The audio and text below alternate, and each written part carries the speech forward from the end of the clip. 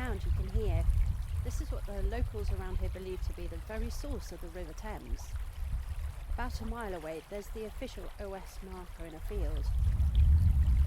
That has been bone dry for donkey's years now. But here is an actual spring. You can see it bubbling like a great cauldron out of the earth. In a dramatic and noisy, glorious motion. There's a real sense of purpose. It feels quite celebratory somehow. The Romans used to worship this sacred spring or holy well, and no doubt make offerings and say prayers and make wishes. I must admit, I've searched for this very spot on and off for years, but now I'm here. It seems deeply magical somehow. Inspiring to think that the journey this river takes has provided sustenance and structure and life for thousands of years, all along the way to the sea. Through London itself, where it is the most defining natural feature slicing its way through the city. Certainly this will be here when I am not. This episode of Music in Practice is called Creation.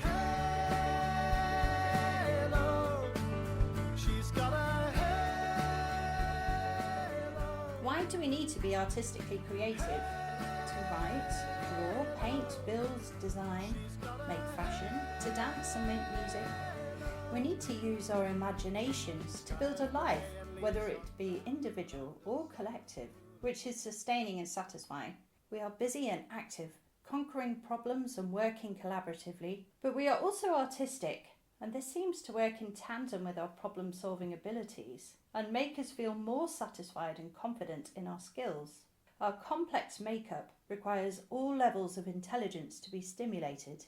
According to Howard Gardner's theory on multiple intelligences, there are 8 areas of intelligence. These are linguistic, logical, mathematical, spatial, bodily kinesthetic, musical, interpersonal, intrapersonal, and naturalistic.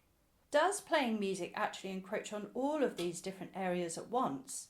Certainly linguistic with its reading and writing and speaking, and there's a strong argument that music is a language in its own right. Mathematical with its understanding of patterns and structures, spatial with the ability to visualize and manipulate musical objects and instruments, kinesthetic with its physical movement and coordination, interpersonal, creating understanding and interacting with others, intrapersonal, with self-awareness and understanding of one's own emotions, naturalistic, with a recognition of natural phenomena such as sounds and structures. To be artistically creative is a natural way of expressing ourselves and dealing with big emotions. We can do this independently or alongside other people. We are solving problems using a different language. It stimulates our mathematical interests and our need for patterns. It's possible to create all these things by playing, rehearsing and performing music, but also, and perhaps even more starkly, by writing music ourselves. In order to create, we need to be inspired. So where can we get inspiration from? The answer to this is undoubtedly subjective, and anything and anyone can provide this innovation. But the natural world has been a major source of stimulation with the seasons, natural forms and occurrences, shapes, animals and birds, planets and stars. We want to imitate sound. I spoke to Dave Johnson, a neighbour and friend, about his creative experiences as a songwriter through his adolescence and university days. We can hear in his interview how working with others was a beneficial tool in aiding creativity. Promised land on these fertile shores. About 6 months ago we got given a piano by some very kind neighbours. That's been proven a fruitful source of relaxation from practising, in particular the guitar, which I've played for over 20 years, not of that capability. So is that something you started at school? Yes, I started that when I was about 14, self-driven, and it started off from liking, music, guitar music at that stage, typical sort of teenager type thing. They were quite simple songs, and so that, it sort of, that enabled me to pick up playing songs quite quickly. So on the guitar, it's called a power chord, and so then, within 3 years, your musical interest can change slightly, or certainly expand. And then with that, you expand your playing ability. And with that came the sort of natural desire at about 17 to write our own, my own songs. So started that. They were quite bad at the start. But then but then one song, I got to one song that was, you played for people and said, oh, that's actually not too bad. So then that led to joining a band with some friends from school at 17. And on joining their band, I played the bass initially because that was the vacancy. Yeah. Even though the bass was not something I was really, had played that much. So that was quite a learning curve. And I can't say I'm a great bass guitar player, but it was very exciting.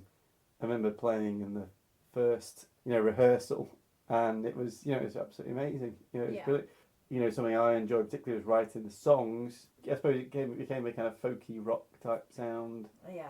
We played live for the first time, and we found from that experience that actually our own songs were the ones that sound the best. Oh yeah. Just because I think we were all more invested in them, probably. And so they just and kind it's of... an individual sound. If you're trying to recreate someone else's sound, that's quite hard to do as It was well. very difficult, completely. So then when you have your own songs, not only does it sound better because it's your own songs, it's also just far more rewarding. Yeah. Yeah, so it was a big pause. And then that's where, but, still playing a bit, I've still sort of picked it up and tried to improve a bit. Kind of was given to By the Neighbour, and that's been... enjoyable picking up again, which I did play when I was younger. Again, never to any great standard, but sort of got the basics, in terms of what the notes are on the bass clef, treble clef, and so there's enough knowledge. And then I suppose on the guitar, some of it's transposable in terms of just the general gist. You're finding it relaxing, finding it rewarding. Rewarding and for that reason relaxing because you're Yeah. putting your mind on something else. The learning aspect. And that feeling that you're actually doing something interesting as well. Right. I think Yeah. which is a big issue as a parent, isn't it? In terms of Yes. you don't really feel like you don't invest in yourself much at all, really. No, you don't. So that's an opportunity. It's a small window, but don't you feel like, oh, I've actually accomplished something new myself? Yeah. Is obviously very nice, isn't it? Yeah. Because you spend the whole time investing in everyone else, really, most of the Quite time. cathartic, therapeutic, in fact. Yeah. It's funny, I was thinking today about how a lot of what a musician does, unless it's recorded down, is incredibly transient. And it's just gone into the ether, it's gone. So whereas an artist might, I'm looking at this wonderful painting behind you, might be, you're putting something on a canvas, and it's there, it's tangible, and you can see it, and then you can come back tomorrow and you can still see it. And whereas with music, it's not that at all. It's something, it's almost like working out a sum and then it's gone. Do you see what I mean? It's like it's just there for a second, and then unless you have a witness, it isn't there anymore. It's just occurred to me today that you're constantly working at something that is like trying to hold water somehow. But I think that's probably part of it. Beauty in a way. It's a bit like gardening, isn't it? You work for hours on a garden, and then the blooming flowers come within 2 weeks. And it all looks a mess again in the winter. So, but the beauty of that, it's kind of the rhythm of the garden is obviously reflecting rhythm of seasons. But I think that sort of aspect of it is part of its enjoyment because it does only last for so long.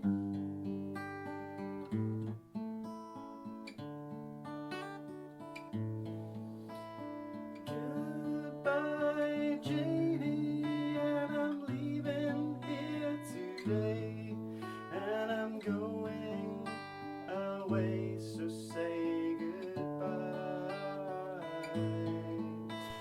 Well, the songs that we did followed quite a formulaic structure, essentially following a set of rules, which arguably could be seen as a safe or uninteresting potentially, but in my view, it achieves its objective of providing a framework in which emotions and stories can be explored.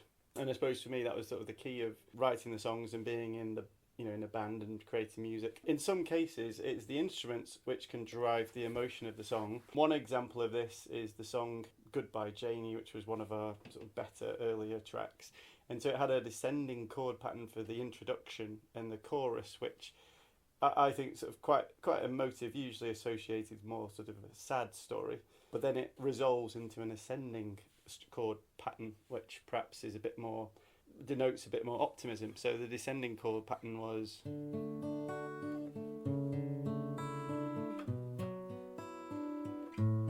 before it resolved itself with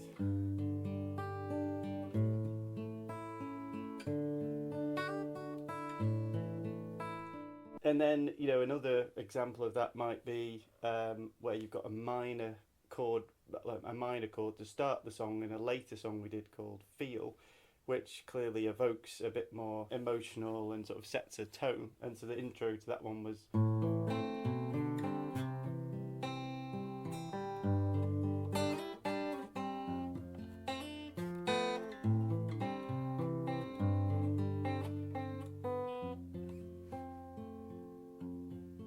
And perhaps another one is a very slow pace. And again, the slower the sound, the more time there is to convey different feelings in the song. So another song, this was called The Stranger, which was about a relative who died. And so this is the start of that one.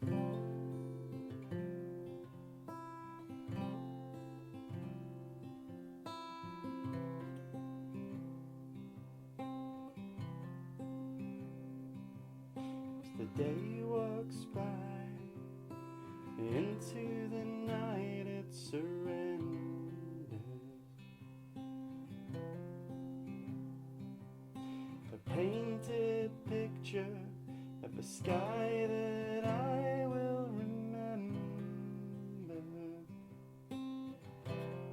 and I won't. And there's the descending chord pattern again. In other cases, it's more the story that is the key to the song. So with the music more acting as a supporting item.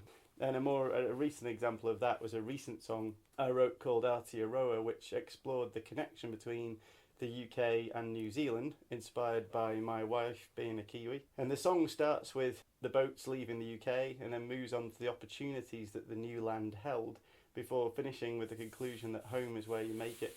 The guitar in this song repeats the tune of the verse. It is actually better on the piano, but not as confident playing the piano right there.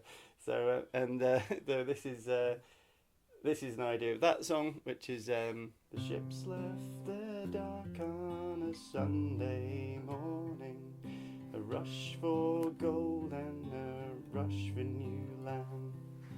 6 months on and a new life is dawning in this foreign land. A promised land on these fertile shores, a new world in Aotearoa. Roots are made and seeds are sown, so far from. An example there, you can see how it's mainly about the words. I didn't play the whole song, but the final example would be of that sort of situation would be a song called Now, which explored the issues of living in the moment, which is actually a contradiction in many ways to songwriting itself, as songwriting is a very self-absorbing activity, and that was really what the song came out of. Actually, I was sort of got into songwriting so much I found I wasn't living in the moment, so hence writing a song called Now. This one is a little bit tricky to sing, so just bear with me and be kind.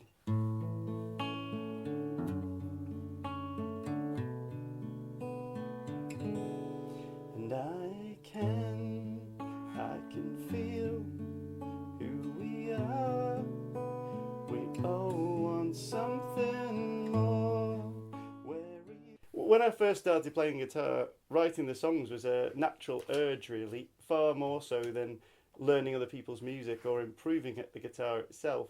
The guitar acted as a vehicle, really, to help understand the world around me. And that just led to all sorts of other exciting things. The enjoyment of then collaborating with band members was the icing on the cake. Bringing the songs to life with better vocals and more instruments was very exciting.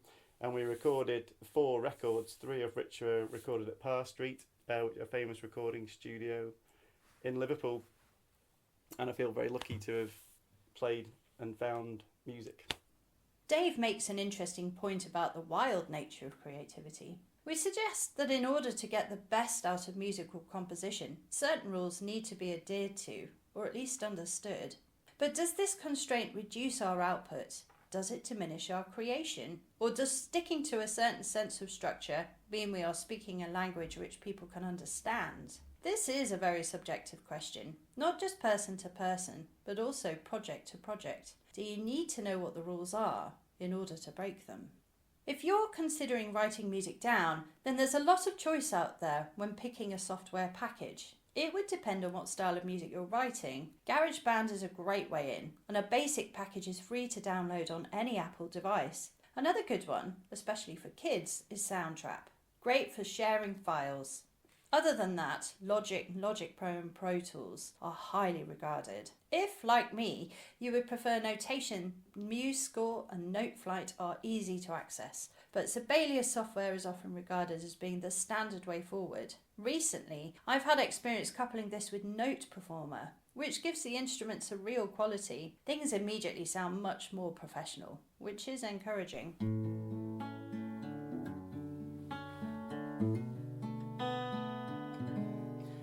You'd be forgiven over the next couple of episodes for thinking I'm just doing this to interview members of my family. And you're right, they are going to crop up with alarming regularity.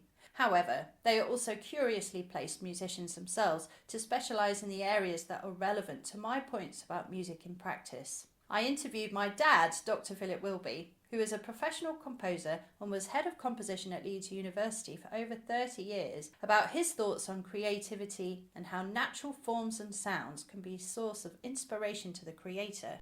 So we've been discussing the idea of natural music, if you like, or using aspects of nature within musical forms and structures. And I was wondering whether there was ever a moment when you have tapped into that in your own work, or if you, because I know that as a university professor you've obviously taught composition for a long time, whether that's ever been something useful to you that you might have used in your teaching. I think the whole issue of natural structures is a fascinating one. You're talking about things like natural proportions and so on, the use of mathematical divine proportions and the golden section, the Fibonacci series. But the history goes back perhaps longer than that. I think inherently we are disposed to imitate sounds. So we hear the sound of a cuckoo, you might write a piece called The Cuckoo. The earliest one I know of is from the 17th century, and guess what the musical material is? It is the two-note song of a cuckoo. Beethoven's Pastoral Symphony is another example. There's a cuckoo in that, there's a nightingale, and so on. In other words, the very sounds that birds produces musical imitation. And imitation seems to me at the basis of all this.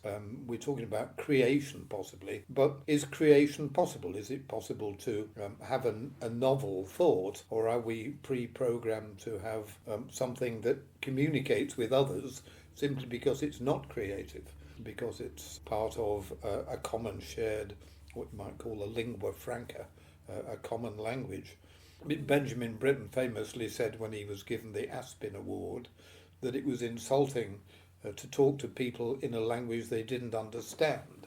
In other words, the whole issue of 1960s modernism, which was supposed to be creative, that is, you couldn't predict from one moment to the next what was going to happen in the sound world next. That was supposed to be confusing and therefore supposed to be, in Bretton's words, insulting. So if you want to ask me what is creation or what is beauty, I would say that creation is almost impossible because you're dealing with things that people can predict. Lutosławski, the famous Polish composer, talked about the man on the train. The man on the train can look down at any given moment and see where he is on the train track. He can look forward and he can see where he will be in a moment's time. He can look backwards and see where he has been. But of course the train is moving. So yes, you can have memory and you can have expectation and you can have movement, and you can have, as it were, the sound that he's hearing at the present time, shall we say, in an orchestral piece. So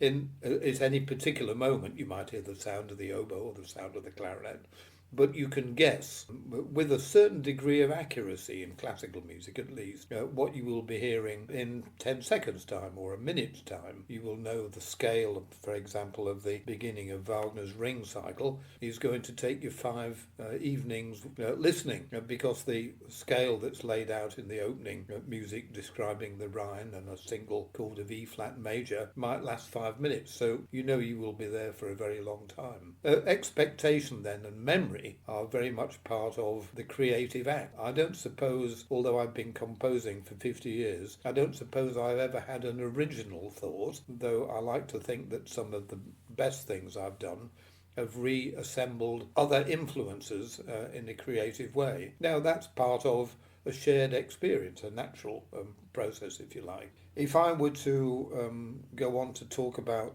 proportion, the golden section is a natural proportion, and we composers over hundreds of years have taken that divine geometry and made musical structures from it.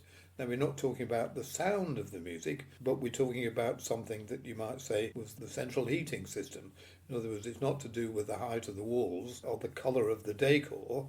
That's the sound, as it were, but the structure of the building, whether it's got 2 floors or 3, that's part of a substructure. One of my preoccupations in teaching university composers was not the detail of the music, but the pre-compositional plan. Let me give you an illustration. There is a similarity in the shape of a snail shell or the growth of a rose, and that can be measured in terms of proportion, and that you could quite easily work out that certain things were symmetrical, but more likely things were aimed to design towards a climax and then die back. That's what's called the Fibonacci series. Fibonacci was a famous mathematician.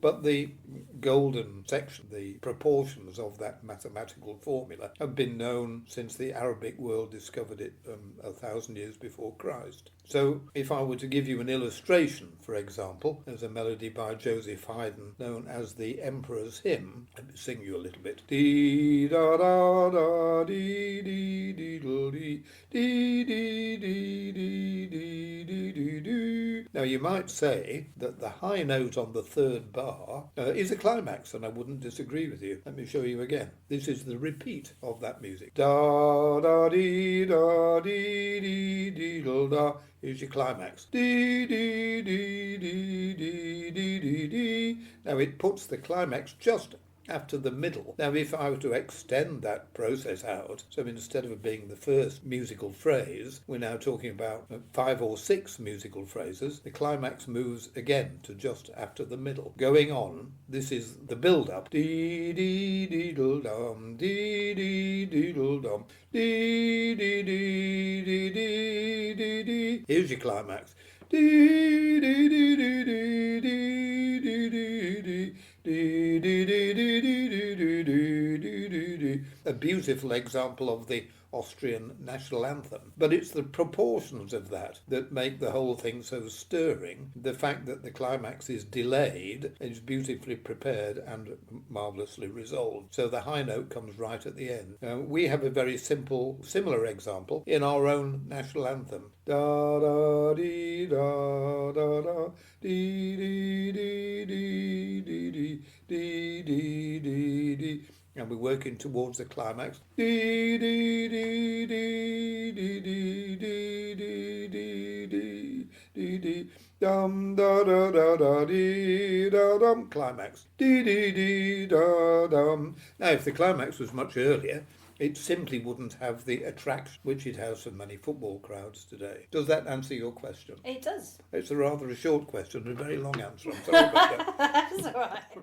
Do you know of anyone who's ever sort of studied birdsong from a musical angle? Because they're as musical as we are in terms of communicating, aren't they? I think communication is probably the word you're looking for here. The reason that birds sing They sing in the spring to declare a territory, to say to other robins or other blackbirds or other similar species, keep out, this is mine, this territory is mine, I need all this food for my own nest full of nestlings. So that's communicating, and in the autumn the robins sing again. In other words, they sing in the spring, they've got one song, then they have quite a long space in the summer when they're silent, they don't want anybody to know where they are probably, and then they start singing again in the autumn. Why do they do that?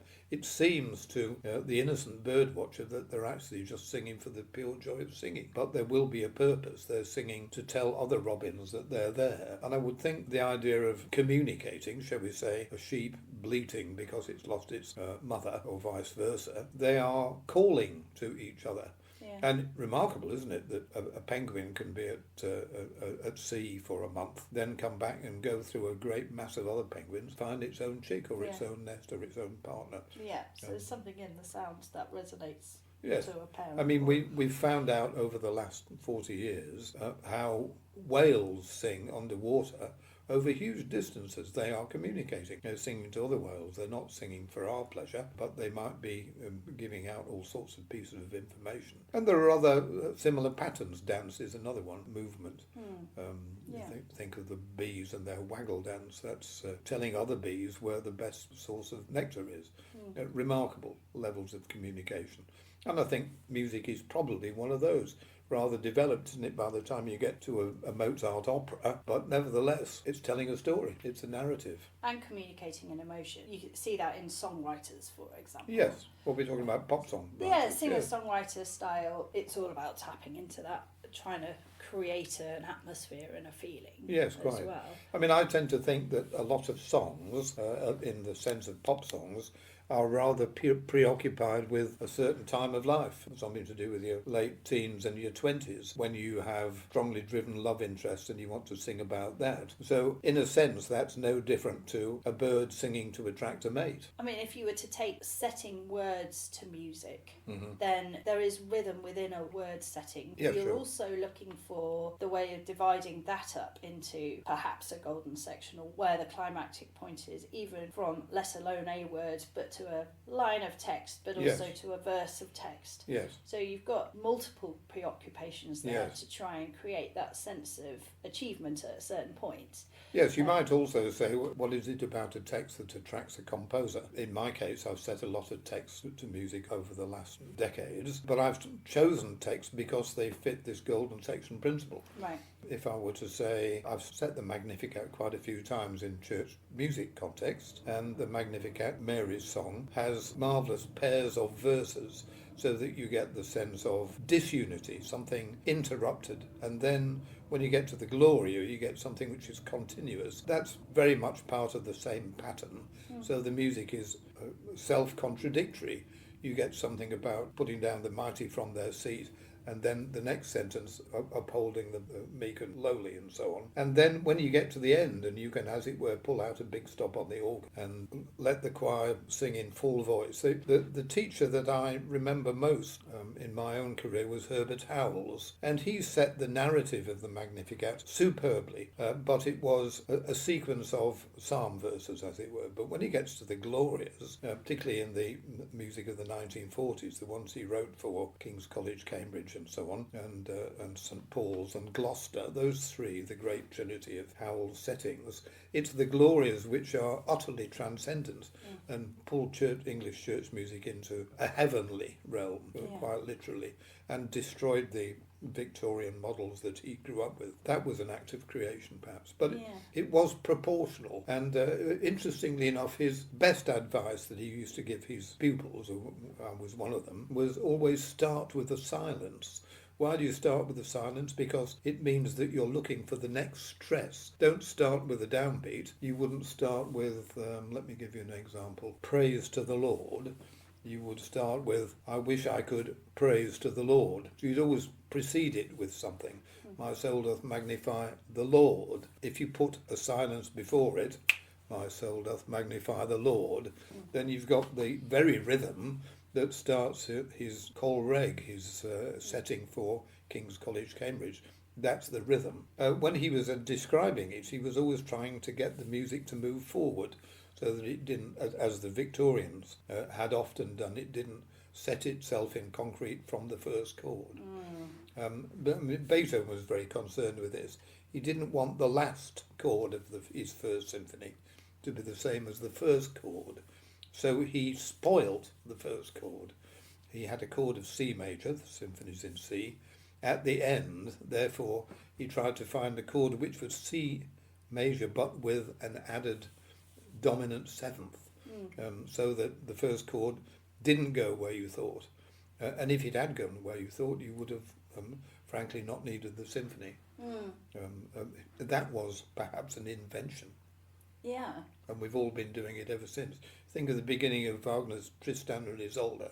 It starts with a question, and it takes several hours to get to an answer. Beethoven's Fifth Symphony starts with a silence. It does, that's right. And it doesn't start, it's in C minor. The C natural, which is the one you want, is the one that isn't there. Di-di-di-di, di-di-di-di. And that note is missing. Yeah.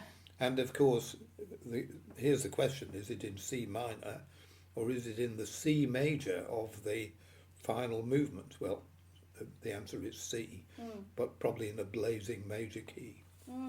Interesting. Yeah, absolutely. I like the idea of inspiration being drawn from something that's bigger than yourself. Yes. So, I don't know if you found this in your own work, but the idea of going into nature to find inspiration, a garden, say, Sure. or going to a river, going to something that is a natural being, a place to be, and taking inspiration from the spaces, from the intricate details, from the who knows where, inspiro. I know that we've talked about this in the past as well. I think inspiration is an interesting word. I mean, you can expire, can't you? You can inspire, you can breathe in. And if you're breathing in, what are you breathing in? Are you breathing in, as Elgar said, he just listened to music and listened to nature and wrote down what he heard. And he was talking about a particular place near his home in the Malvern Hills where there were a lot of poplar trees. And if you listen to that particular passage in the Dream of Gerontis, there is a musical description of being in a wood on a windy day. Magnificent. So yes, you can be inspired, but I like to think that we were inspired by movement rather than beauty. Yeah. Not quite sure why I think that, but it does seem to me that if you, in geographical terms, if you want to go from Gloucester to Cheltenham, which are next door to each other, and you want it to take 4 hours, the worst place to set off is to go to Cheltenham. You want to go towards Hereford and then go around the long way through a very beautiful place and finish up in Cheltenham. Right. So, in other words, don't go straight there, because that will mean that there's only a few bars. That's good advice to a composer. Yeah. But make sure that you've got enough material for the length of the composition you want to create. Phil mentions the idea of maths and music being carefully aligned in the concept of structures in compositional form. We know that the golden section and divine proportion has been of interest to composers since at least the medieval period. The divine proportion is used extensively in art and architecture and can clearly be seen in natural forms, such as a wave or the construct of a snail shell. There's an argument that we find things that are crafted using the golden section, Fibonacci sequence, beautiful and satisfying, with its sense of proportion and symmetry. Stradivarius designed his violins using the divine proportion. Mozart, Bach and Debussy, to name but 3, used it in their compositions.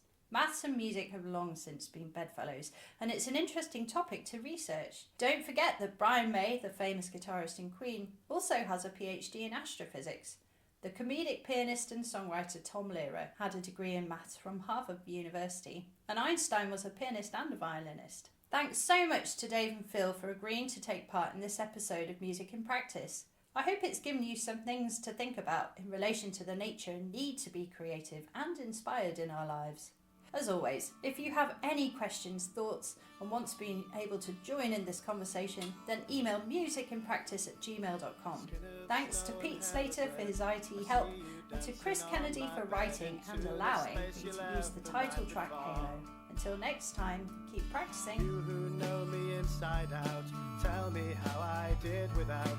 You're the one that I was waiting for.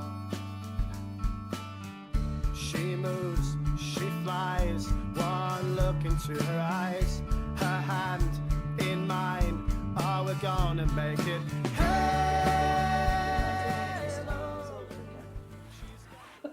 So if Wagner hadn't wanted to write an opera about unrequited love and actually talking about his own relationship with Mrs. Wesendonck, the story of Tristan and Isolde, which was wildly passionate, wouldn't have needed such tortured harmony. And of course the music he invented at the beginning didn't really have a tonal centre. If you want to know what a question sounds like, it's this music from the beginning.